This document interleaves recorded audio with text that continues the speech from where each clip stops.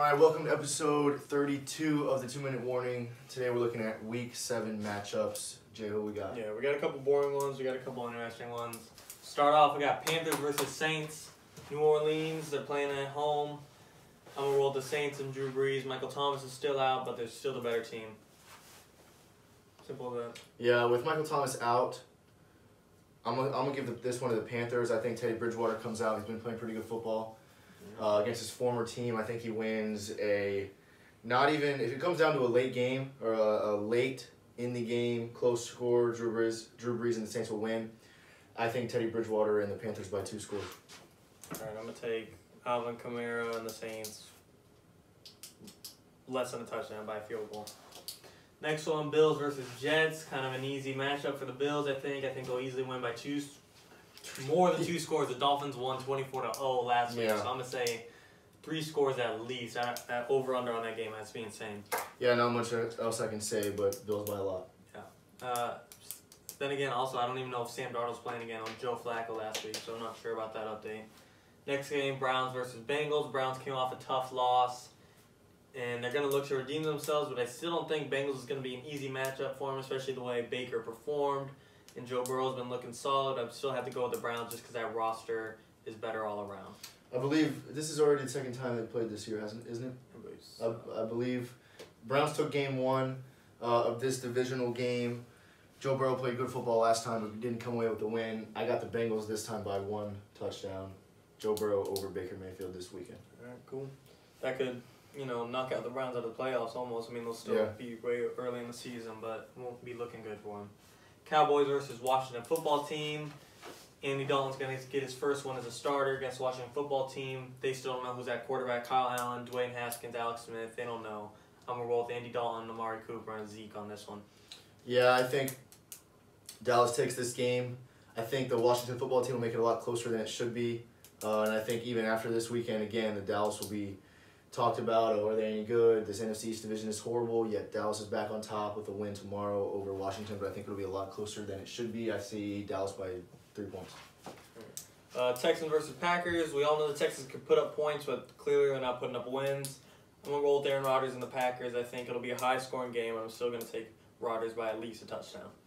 Yeah, I don't like Houston's odds in this one, especially Rodgers coming off a big loss. I think he comes out fired up. He comes out like the typical Aaron Rodgers we know. And I think Houston puts up 30 points on Green Bay, but I think Green Bay puts up 37 on Houston and wins by a score. High-scoring game. Packers take it. Good. Next one, kind of uneventful. Lions versus Falcons. I'm going to say the Falcons get their 2nd win of the season, and they win 2 in a row, back-to-back, and take out Matt Stafford and the sorry Lions. Yeah, we got.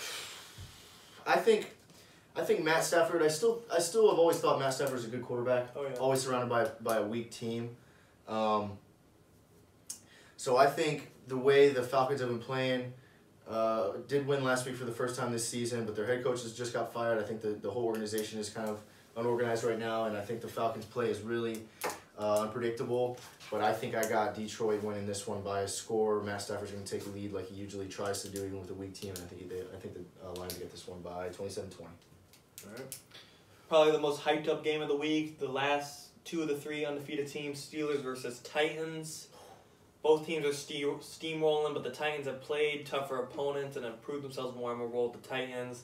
Great efficient quarterback, Tannehill. Best running back in the league, Derrick Henry. Young receiving core.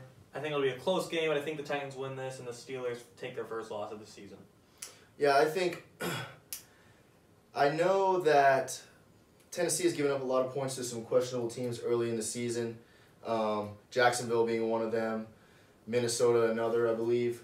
I think Tennessee takes this game just purely because Derrick Henry is unstoppable. Yep. But I think just like last week against Houston, another weak team that put up 36 on Tennessee, I think Pittsburgh puts up a lot, but a late, possibly even an last 2-minute drive. Maybe we'll see an overtime here, but I think Titans take this one by a score because of their late game reliance of Derrick Henry, and he's going to come through from like he always does. And I think, like I said, I think Steelers hang in there to lose by a score. The one hope the Steelers do have is that they have arguably the best defense in the league, and Derrick Henry hasn't had that type of matchup yet. So if he's shut down and he's like under 80 yards for the game, I am going to roll with the Steelers. But if he's normal Derrick Henry, Titans are going to steamroll through him. Yeah. Next game, a game that was postponed or changed up due to the Raiders and Buccaneers. The Raiders had a couple COVID tests. I'm going to roll Tom Brady on the hot hand. The Raiders are still a solid team. They could make the playoffs at a wild card. And if they did win, I would be a little surprised, but nothing enormous, not a huge upset. But I'm going to roll with the Buccaneers on the hot hand, especially with the great news of Antonio Brown. Will be playing this week, obviously. But they just got a hyped up energy in them, and they're going to win this weekend. Yeah, if a healthy Raiders, I still think the matchup between them and the Bucks, Bucks are going to win. But recently, with COVID going along that Raiders team, all 5 of their starting linemen are out for this week. And a team with 5 out of 5 backup linemen in, not looking good for the Raiders. Still think they're a solid team, but I think the Bucks coming off a big win are going to stay hot and win this game by 2 scores. Yeah. The Bucks have arguably probably a top 5 pass rush in the league with Shaq Barrett, Ndamukong Suh, JPP, and with the Raiders just having backup O-line starting, that's not a great matchup for the run game or pass game. But next game, Chiefs versus Broncos, kind of a cupcake game, I would say, in my opinion, for the Chiefs. I mean, the Broncos did just come off a win versus the Patriots, but they didn't put up a single touchdown. You're not going to win a game against the Chiefs not putting up a touchdown. I'm going to take the Chiefs by at least 2 scores. Yeah, I think this is a trap game for the Chiefs. I think this one actually has potential to be close. Divisional matchup. This is the type of game that sneaks up when you're playing a really good team against a weak team. Like the Raiders snuck up on them, I guess. Yep, like the Raiders snuck up on them already and beat them, but I think the Raiders are certainly a stronger team than the Broncos. But I still think that Chiefs will win by 2 scores, but I think at the half it'll be an interesting game, possibly with the Chiefs down by a score. But Patrick Mahomes late in games comes alive. So yes, Chiefs by 2 scores, but it'll be interesting up until the half. Next game, Jaguars versus the Chargers. We both know neither Minshew or Herbert are going to give up. They're not going to tank. They're going to play with their entire heart. But I'm going to take Herbert just because the team surrounded by him is much better than the Jaguars, and Herbert's due for a win. Yeah, Herbert's playing great football, playing confident football, throwing the ball really well. I got Justin Herbert and the San Diego Chargers. Kind of a storytelling matchup, 49ers versus Patriots. Jimmy Garoppolo's old team. Cam Newton's now there. Just a weird matchup. Is Jimmy G in this week? Yeah, he should be. National Tight End Day that day. We know George Kittle loves that day. It's a tough game. Patriots came off a tough loss. They're going to come guns a-blazing. They're ready to deem themselves. And Niners are right at that 3-3 mark. It could go either way. Could they make it to the playoffs? Can they slip and not? I'm going to have to roll with... I'm going to stick with the Niners. Yeah, I think this is a big game for New England because we still have playoff hopes for them. They're both wild card potential teams. Right. Last week, what did we see last week? New England dropped a game to Denver, correct? Denver. Yeah, New England lost a tough game last week where no touchdowns were scored, I think. One rushing back. That's right. Cam threw for like 100-something yards with 2 picks and a rushing touchdown. Cam had a bad day. He was coming off of COVID. I think he comes out and proves himself this week as a playoff contending team. The Niners are kind of looking like a little bit like they were at the beginning of the season, but still missing big players like Nick Bosa. Anyway, Niners still aren't their regular team. Patriots got some motivation to finally get a win. Finally get another win after last week's tough loss. I got the Patriots by 2 scores.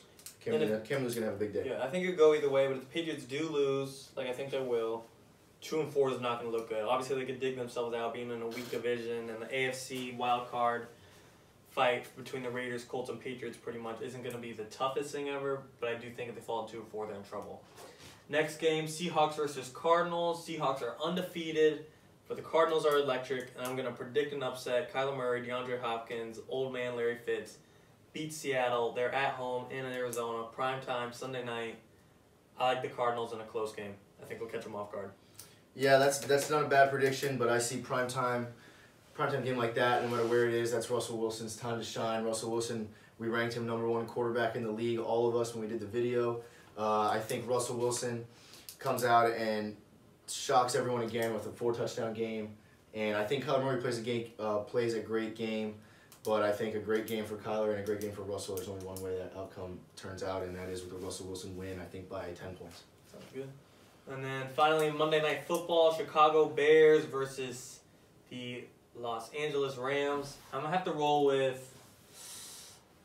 I like Nick Chubb. I think he'll continue... Nick Foles. I think he'll continue to roll in the NFC North, and I think he has the potential to win that division. this is probably one of his bigger wins if he could pull it off. Obviously, he just beat Tom Brady, and I'll still have to play the Rodgers twice. But if he does beat the Rams this week, that'll show he can match up against Rodgers. And, yeah, that's my pick. Yeah, well, these are two teams that we see likely one of them as an NFC wildcard spot. I think this is a big game, even though it's early in the year. And history kind of shows that Jared Goff doesn't play particularly well in big games. Not that the Bears are a great opponent, but this is, like I said, a pretty important game, and the Bears are a solid team. I think Nick Foles pulls a Nick Foles and comes up big when he needs to, and they win, I don't know, 23-17, a pretty low-scoring game, but I got the Bears by a touchdown. Sounds good. All right. 2 minutes. Good morning, week 7.